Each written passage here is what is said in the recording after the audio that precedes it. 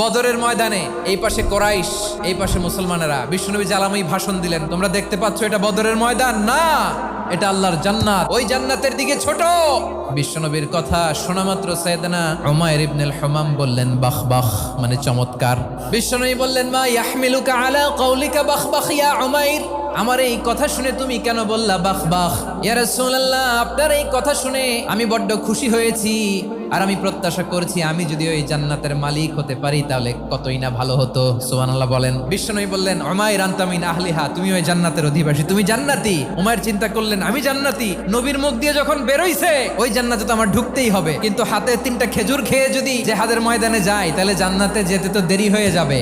এই চিন্তা আসা মাত্রই খেজুর 3টাকে তিনি ছুঁড়ে মারলেন, তলোয়ার বের করে আল্লাহু আকবার বলে বদরের ময়দানে ঝাঁপিয়ে পড়লেন। আল্লাহর শত্রুদেরকে কচুকাটা করে এক পর্যায়ে শাহাদাতের সুধা পেয়ে নিজেও জান্নাতি হয়ে গেলেন। পড়েন সুবহানাল্লাহ।